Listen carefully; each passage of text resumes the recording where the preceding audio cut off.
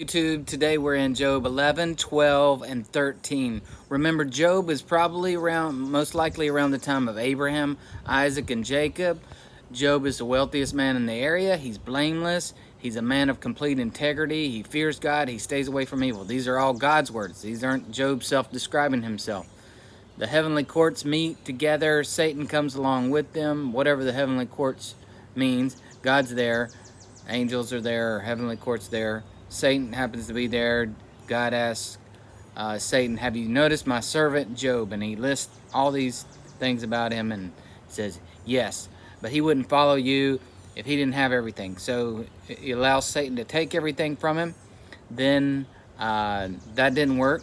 And so he allowed him to attack his health, but not kill him. So now we're in Job 11. And Zophar, one of Job's three main buddies, shows up here that we see. He comes on the scene, and he talks about the vastness of God, how big he is. He's the least compassionate of these three guys. He says, Job, what you've done, you even deserve worse. There's a lot of truth in what Eliphaz and Bildad and Zophar say, but they don't have a complete understanding of what God is. Remember, this is the time before the law, before Jesus, of course. Says in verse 11, for he knows those who are false, he takes note of all their sins.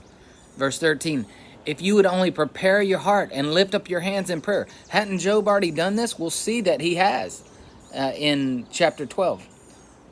And verse 14, it says, get rid of your sin.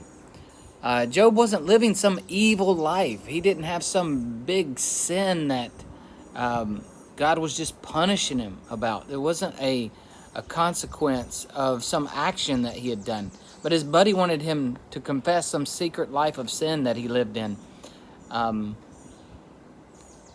His friends thought that he was hard-hearted. In verse 17 it says, your life will be brighter than the noonday sun. If you'll just do all these things that I'm telling you to do, Zophar, this wise guy, if you'll just do all these things, your life will be brighter than the noonday sun. You'll be protected. Chapter 12. I love, this is Job's response to Zophar. And I love it compared to like Brett Favre. He is recorded saying to the referees one time, hey, take 2 weeks off and then quit. So that's essentially what Job is telling his buddies here. He goes, in verse 1, you guys know everything, don't you? And verse 3, who doesn't know all these things you're already saying?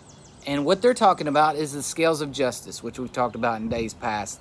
The buddies have this mindset, and this is the mindset of the ancient Near East. With you do bad and you get bad, you do good and you get good, and it's linear and it's black and white like that. Verse 4, Job says, I call out to God, but no answer. So he had been praying. He had been praying to God. The last part of 12, Job speaks to the power and the control that God has over all creations. He allows this to happen to this, and he does this to this person.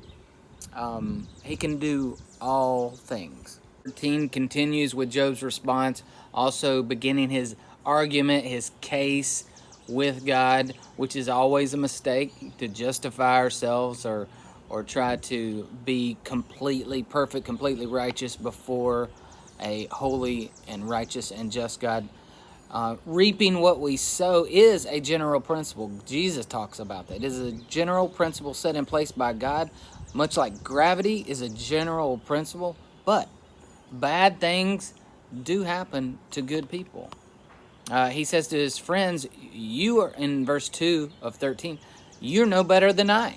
And Job was. He was blameless. He wasn't perfect. He wasn't sinless, but he was blameless. He was a man of integrity. Again, these are God's words. Verse 4, he goes on to tell his friends, you are worthless quacks, so far as physicians go. And the wisest thing you could do is shut up, essentially. That's me paraphrasing verse 5. Again, going back to that Brett Favre quote. Take 2 weeks off and then quit. So after lambasting his friends for the first part of 13, he turns to God. Okay, and in 15, it says, God might kill me. Watch this. Verse 15, God might kill me, but in him I have hope. Or there is no other hope. It's okay to bring our complaints to God. but don't waller there.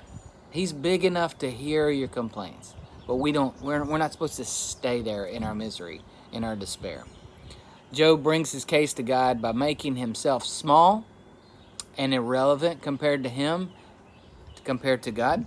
In verse 25, it talks about, would you tear a fly a blown leaf?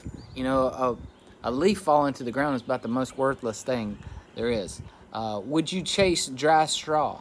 Again, Job is wallowing around in the why me, and all the negative aspects. As we talked about in days past, let's flip that coin and go, why me, God? Why do I get good health? Why do I have both legs? Why do I have air in my lungs? Why do I have a wife? Why do I have children? Why do I have the love from others? Why do I have a job? Look at all, as they say, count the blessings in your life. Instead of looking at the negativity, count the blessings in your life. God bless you. Again, this is just a small synopsis of Job 11, 12, and 13, not to replace your daily Bible reading. If this has been a blessing to you, I would pray that you would like, subscribe, and share to this channel. God bless you.